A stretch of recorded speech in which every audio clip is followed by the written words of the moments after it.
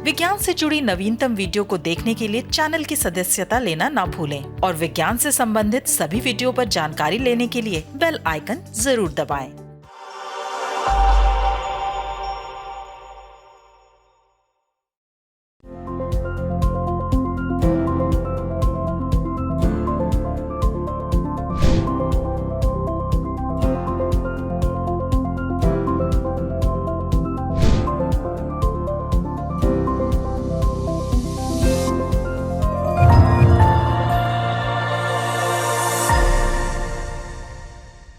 नमस्कार, वैज्ञानिक चेतना से लैस अनुसंधानिका में आप सबका स्वागत है। मैं हूं मानवर्धन कंठ और अनुसंधानिका के आज के अंक में देखिए, आत्मनिर्भर भारत अभियान के तहत 60,000 गांवों में लगाए जाएंगे बायोडीजल संयंत्र। तेज हवाओं के बगैर ही पंजाब से दिल्ली कैसे पहुंचा प्रदूषण और नशा छुड़ाने वाली दवा मधुमेह में भी कारगर। किसान अपनी जरूरत के लिए बायोडीजल गांव में ही तैयार कर सकें, इसके लिए भारत सरकार द्वारा एक विशेष अभियान चलाया जा रहा है। देश के कम से कम 60,000 गांवों में बायोडीजल संयंत्र लगाने के लिए गांव-गांव बायोडीजल कार्यक्रम शुरू होने जा रहा है। वैज्ञानिक एवं औद्योगिक अनुसंधान परिषद यानी कि CSIR द्वारा इसके लिए आवश्यक तैयारियां भी की जा रही हैं। आइए देखते हैं ये report. CSIR Indian institute of petroleum यानी कि IIP देहरादून के निदेशक डॉक्टर अंजन रे के अनुसार गांव-गांव बायोडीजल के लक्ष्य को ध्यान में रखते हुए संयंत्र विकसित कर लिए गए हैं। इसकी शुरुआत छत्तीसगढ़ से की जा रही है। रायपुर के निकट एक गांव में एक बैरल 159 लीटर क्षमता का बायोडीजल प्लांट लगाया जाएगा। देश में 6 लाख गांव हैं और लक्ष्य है कि कम से कम 10% गांव में ये संयंत्र अगले 4-5 सालों के भीतर स्थापित हो जाएंगे। इसके अलावा एक 5 लीटर क्षमता का छोटा संयंत्र भी विकसित किया गया है। इसे साइकिल में फिट करके पैडल की ताकत से संचालित किया जा सकता है। ग्रामीणों के पास यह संयंत्र लगाने का भी विकल्प होगा। उन्होंने कहा कि इस योजना के जरिए एक रिफाइनरी से पैदा होने वाली डीजल के बराबर बायोडीजल ग्रामीण क्षेत्रों में ही तैयार करने की योजना है। इससे गांव में रोजगार बढ़ेगा। किसान अपने पंप, जनरेटर, ट्रैक्टर आदि के लिए खुद ही बायोडीजल तैयार कर सकेंगे। उन्होंने कहा कि ऐसे 400 से अधिक पौधों की पहचान की गई है जिनसे बायोडीजल तैयार हो सकता है। गांव में बायोडीजल संयंत्र लगने से इन पौधों की खेती को भी प्रोत्साहन मिलेगा। गांव-गांव बायोडीजल कार्यक्रम को लेकर क्या तैयारियां की जा रही हैं, इसमें मैं कहना चाहूंगा कि सबसे जरूरत यह है कि हर गांव में क्या संसाधन है बायोडीजल बनाने का, उसको समझना बहुत आवश्यक था। तो हम लोगों ने देखा है कि हमारे देश में हर एक डिस्ट्रिक्ट में, हर एक इलाके में कोई ना कोई लोकल पेड़ होते हैं जिसमें से तेल के बीज होते हैं। और जहां पे ऐसे पेड़ नहीं हैं, वहां पे आसानी से दूसरे या तीसरे फसल के तहत हम लगा सकते हैं कुछ बीजें, जैसे कि नाइजर, कैमेलिना या सरसों परिवार के पौधे होते हैं जो 3 से 4 महीने में फसल दे देते हैं। और पेड़ जो हैं, जत्रोफा की तो पहले ही बात हो चुकी है देश में बहुत बारी, परंतु करंज, साल, महुआ, नाहौर, जंगली एप्रिकॉट, ऐसे बहुत सारे पेड़ हैं देश के कोने कोने में जिसका हम इस्तेमाल कर सकते हैं। तो पहला काम चल रहा है कि हर एक गांव में हम पता करें कि आसपास के कौन से पेड़ हैं। दूसरा, गांव के आसपास या गांव में जहां हलवाई हैं और जहां पे लोग जैसे समोसे बनाते हैं, उसका अपशिष्ट तेल कितना बचता है उसको फेंक दिया जाता है। वो अपशिष्ट तेल भी काम आता है। तो पहला काम है कि जो संसाधन लोकली मिले, संसाधन का एक आइडिया लेना, ताकि हमें मालूम पड़े कि हर गांव में हम कितना वो संसाधन दैनिक कर सकते हैं। दूसरी बात है कि हर एक गांव में हमें लोग चाहिए जो ऐसे मशीन चला पाएंगे। तो हमने मशीन को बहुत आसान बना दिया है। एक छोटा मशीन 5 लीटर साइज का, लोगों को आदत करने के लिए, जो कि साइकिल पे भी चढ़ाया जा सकता है। साइकिल चलाने से भी उसके लिए जो उपयुक्त ऊर्जा है वो ऊर्जा मिल जाएगी, या तो बच्चे खेलें उसके 4-5 हैंडल घुमाते रहें, उससे भी काम आ जाएगा। तो हम लोगों ने सोचा कि थोड़ा सा खेल और प्रशिक्षण एक साथ हो जाए इसमें। और तीसरी चीज है, उसके लिए 2 केमिकल आवश्यक हैं।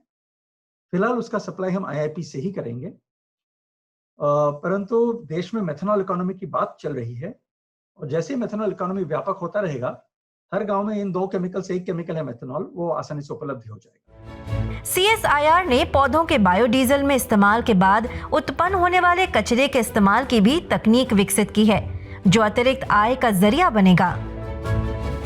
उन्होंने कहा कि 1 बैरल बायोडीजल उत्पादन का संयंत्र 5-6 लाख रुपए में स्थापित हो सकेगा, जबकि 5 लीटर के संयंत्र की कीमत 20 से 25 हजार के बीच रहने की संभावना है।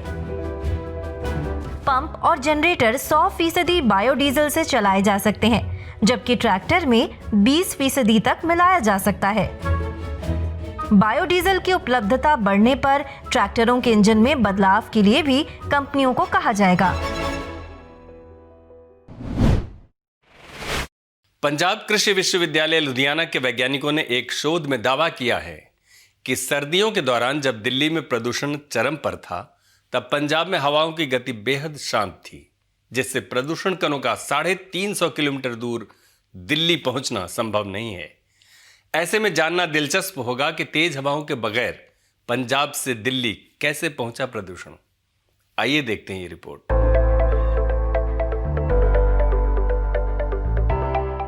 पंजाब कृषि विश्वविद्यालय लुधियाना के department of climate change and agriculture meteorology के शोधकर्ताओं प्रभजोत कौर, सुखजीत कौर एवं संदीप सिंह संधू ने 2017-2019 के बीच पंजाब में 10 स्थानों पर हवा की गति का विश्लेषण किया। यह विश्लेषण प्रत्येक वर्ष 1 अक्टूबर से लेकर 16 दिसंबर के बीच 77 दिनों का किया गया।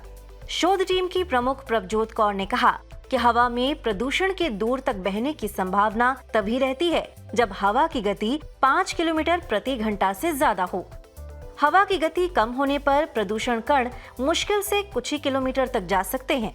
इस शोध में पाया गया है कि 2017 में 77 में से 58 दिन, 2018 में 42 दिन तथा 2019 में 44 दिन हवा की गति 2 किलोमीटर प्रति घंटा से कम थी, जबकि 2017 में 19 दिन, 2018 में 35 दिन तथा 2019 में 32 दिन हवा की गति 2 किलोमीटर प्रति घंटा से ज्यादा लेकिन 5 किलोमीटर प्रति घंटा से कम थी।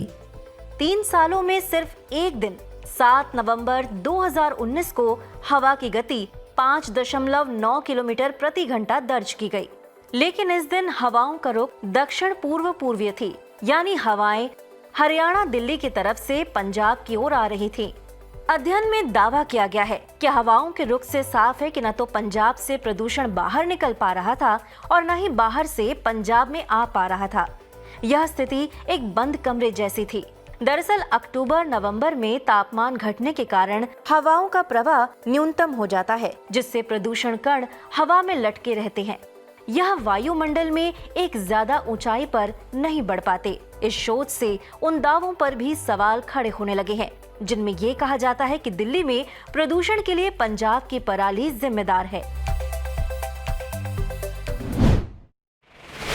भारतीय प्रौद्योगिकी संस्थान यानी IIT मंडी के अनुसंधानकर्ताओं ने अपने अनुसंधान में पाया है कि नशे की लत छुड़ाने में इस्तेमाल की जाने वाली दवाएं टाइप 2 डायबिटीज के दुष्प्रभावों को भी ठीक करने में कारगर है। आइए देखते हैं ये रिपोर्ट।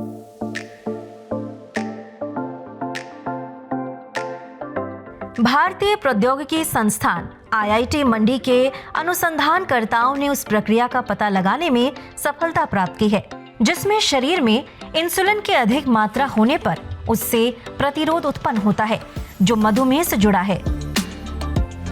विज्ञान एवं इंजीनियरिंग अनुसंधान बोर्ड SERB से वित्त पोषित इस अनुसंधान कार्य को हाल में जर्नल ऑफ बायोलॉजिकल केमिस्ट्री में प्रकाशित किया गया है।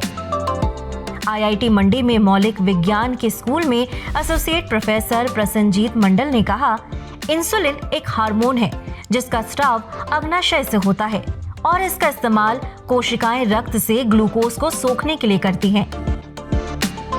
टाइप 2 मधुमेह तब होता है जब कोशिकाएं विभिन्न कारणों से इंसुलिन का इस्तेमाल करने की क्षमता खो देती हैं। इंसुलिन के प्रति प्रतिरोध की स्थिति को हाइपर इंसुलिनिया कहते हैं, जिसमें रक्त में इंसुलिन की अधिकता हो जाती है। इंसुलिन के प्रति प्रतिरोध और हाइपर इंसुलिनिया के बीच संबंध चक्रीय है। एक के बढ़ने के साथ दूसरा भी बढ़ जाता है। उन्होंने कहा कि यह स्पष्ट है कि इंसुलिन के प्रति प्रतिरोध से हाइपर इंसुलिनिया होता है, जिसमें कोशिका इंसुलिन का इस्तेमाल नहीं करती और ये हार्मोन रक्त में ही बना रहता है। इसके उलट हाइपर इंसुलिनिया के बढ़ने से कैसे इंसुलिन के प्रति प्रतिरोध उत्पन्न होता है, यह स्पष्ट नहीं है। मंडल ने कहा, हम जानते हैं इंसुलिन प्रतिरोध का एक कारण सूजन है। उन्होंने कहा कि अनुसंधानकर्ताओं ने एक महत्वपूर्ण प्रोटीन अणु SIRT1 का पता लगाया है, जो हाइपर इंसुलिनिया को दबा सकता है। मंडल ने कहा, अनुसंधान टीम ने पाया कि एक दवा नैलेट्रोक्सोन LDN की हल्की खुराक, जिसका इस्तेमाल ओपिएट की लत छुड़ाने में किया जाता है, SIRT1 को सक्रिय कर सकता है, जिससे सूजन में कमी आती है और इंसुलिन के प्रति कोशिकाओं की संवेदनशीलता बढ़ती है। यह बहुत ही महत्वपूर्ण खोज है। उल्लेखनीय है कि LDN को पहले ही खाद्य एवं औषधि प्रशासन ने मंजूरी दे रखी है और इसका आसानी से इस्तेमाल सूजन कम करने तथा मधुमेह को नियंत्रित करने में किया जा सकता है। इस शोध के बाद LDN को मधुमेह के उपचार के लिए रिपर्पस करने का रास्ता खुल सकता है। अनुसंधानिका के आज के कार्यक्रम में बस इतना ही। आप सबसे अनुमति लेने से पहले एक विनम्र अनुरोध।